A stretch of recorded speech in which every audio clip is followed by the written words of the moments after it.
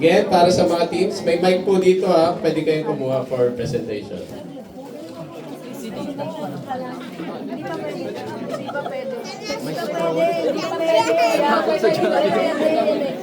Moses pala to eh. Ano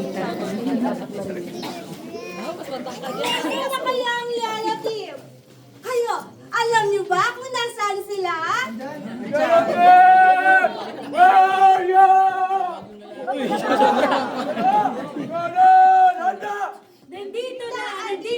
Andito na kami!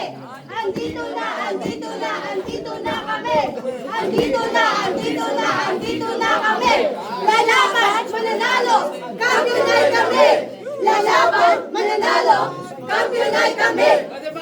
Lalaban ba? Oy, ang yelo, lalaban, lalaban!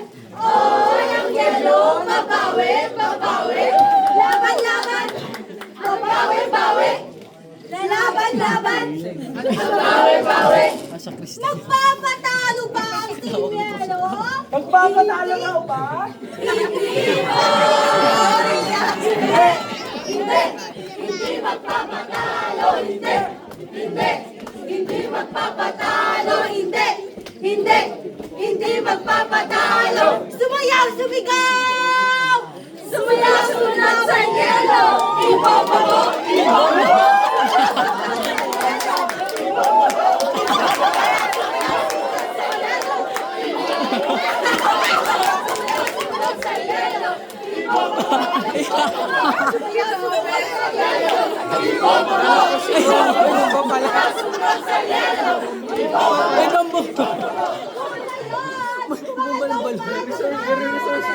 Tita Feli, panalo na ba kami?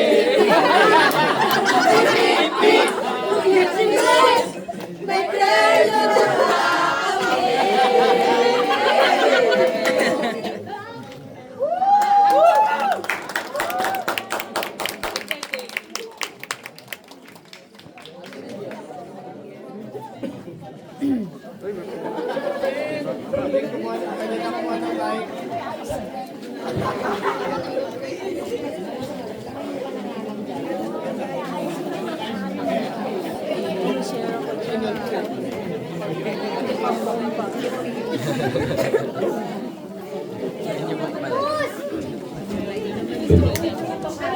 Oh, third daw ang picture.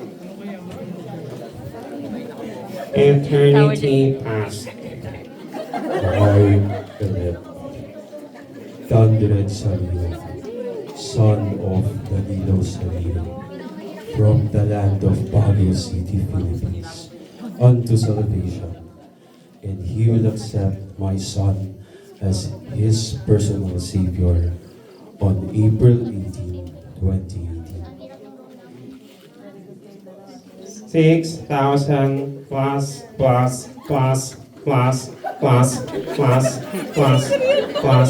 years later.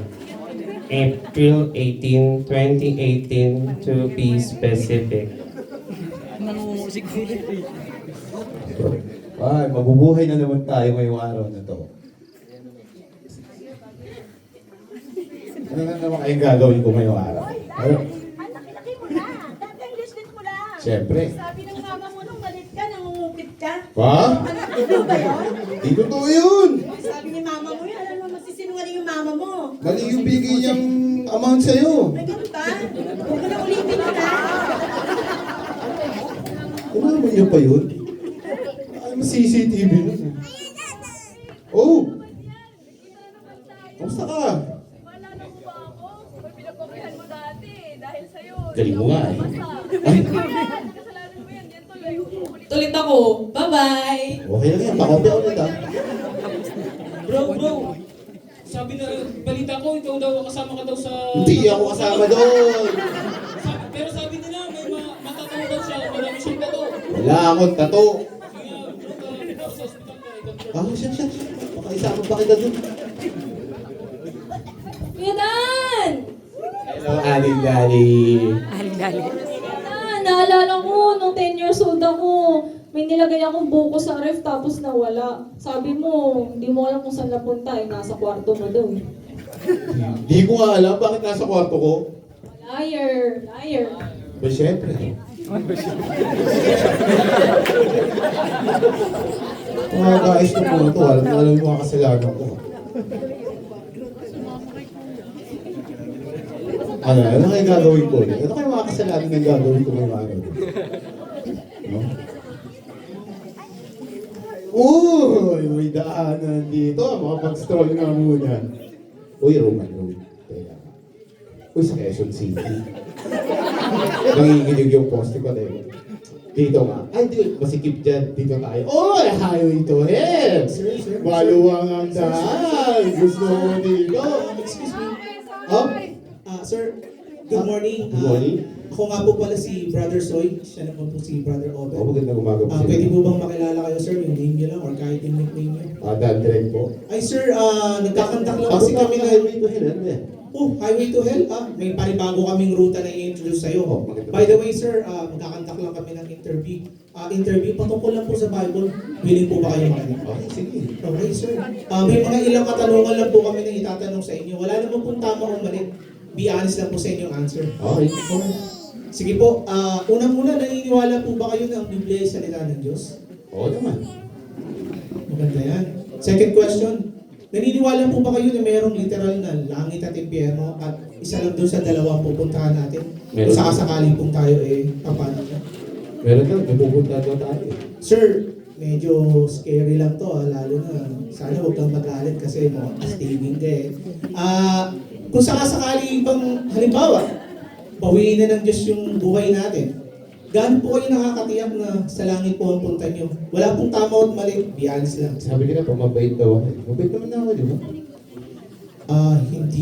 Hindi ko po alam eh. Ngayon nga po tayo nagkita. Ano ba? O sige, bilisan mo, baka mag-overtime pa tayo eh. Pero sir, nakakagawa ka pa ba ng kasalanan? Maliliit na lang. Dati malaki. Oo, talaga. Ayun, maliit na lang. Kung at least nakakatuwa na honest ka na isa kang makasalanan. Dahil alam mo ba sir, kahit ang Biblia sinasabi na wala daw matuwid, wala kahit isa. May kita natin yan sir sa Romans chapter 3 verse 3. Or Romans chapter 3 verse 10. Sabi din dito, lahat daw po tayo ay nagkasala. Kaya sa harapan ng Diyos ay walang matuwid kahit isa, kahit po kami. Pero dahil lang po sa biyaya ng Panginoon, kaya po kami nandito sa harapan ninyo. At alam niyo po ba sir na dahil sa kasalanan, tayo ay napahiwalay sa Diyos. At ang sabi po dito sa Romans chapter 6 verse 22, sapagkat ang kabayaran ng kasalanan ay kamatayan. Kaya hindi po ba kayo sir kung ano po yung kamatayan na tinutukoy dito? Hindi eh. Ang kamatayan po na tinutukoy dito is hindi lang po yung tinatawag natin literal death, but also pumapatungkol po ito sa separation. At ang pinakamasaklap sir, pag dumating po yung araw na kukunin na po tayo ng Panginoon at haharap na sa Kanya, sigurado yung papuntahan po natin. Alam niyo po ba kung ano yun? Hindi eh. Gusto niyo po bang malaman? Sige, paso na po ba kayo? Oo. Masarap. Mainit. Masakit. Ang pupuntahan po natin is yung dagat-dagatang apoy na nagdiningas sa asopre. Gusto niyo ba dun, sir? Parang hindi ko trip doon ah. Pero sir, may mabuti kaming balita na gusto ni share sa inyo. Sabihin mo. Dahil may kadugtong yung verse na yun, sir. At sabi dito, datapot, ang kaloob na walang hanggan ng Diyos ay buhay na walang hanggan kay Kristo Jesus na Panginoon natin. So pwede ako mabuhay na walang hanggan. Opo. Alam niyo po ba kung ano yung ginawa ng Panginoon sa krus ng Kalbaryo para sa atin? Hindi. Alam niyo po sabi po dun sa John 3:16, for God so loved the world that He gave His only begotten Son, that whosoever believe in Him should not perish but have everlasting life. So ibig sabihin po sir, meron pong kapamaraanan na itinuturo sa atin ng Biblia. Para hanggang ngayon po, habang tayo ay nabubuhay pa, maiwasan natin yung judgment na yun sir dahil ang Diyos po ay matuwid. At ang hinihiling niya po sa atin is mataas po para sa kabayaran ng ating mga kasalanan. Tama ba o Oben? At sabi po doon is, ang sino mang manampalataya sa Kanya ay hindi mapahamak, kundi magkaroon ng buhay na walang hanggan. Ano po ba ang pananampalataya para sa inyo, sir? Wala rin ako idea eh. Ang pananampalataya po, kasabay po nito is kinikilala natin na wala na tayong ibang kailangan pa, na ang ginawa ng Diyos ay sapat na para sa kabayaran ng ating kasalanan. Kasabay nito, sir, ay ang pagsisisi o repentance. Okay. Na pagtalikod natin sa ating mga kasalanan. O sige. At alam niyo po ba sir na kaya po nang nabanggit natin na ang kabayaran daw ng kasalanan ay kamatayan. So once na tayo ay nanampalataya na tayo po ay magiging justified sa harapan ng Panginoon. Alam niyo po ba ang ibig sabihin nun? Ibig sabihin po, ang kabayaran ng kasalanan, which is ang death, ay bayaran na ng ating Panginoon sa krus ng Kalbaryo. So bayad na. Opo, kaya sa tuwing humaharap po kayo sa harapan ng Diyos Ama, hindi na po niya nakikita yung ating kasalanan, kundi yung righteousness na po ni Jesus Christ na ibinigay niya sa atin nung siya po ay napako sa krus ng Kalbaryo. Kaya nga po sabi niya, di ba, it is finished. So ibig sabihin, wala na po tayo kailangan pang gawin, ang kailangan lamang po natin ay manampalataya at kasabay mo na yung pagsisisi. Okay. Sige.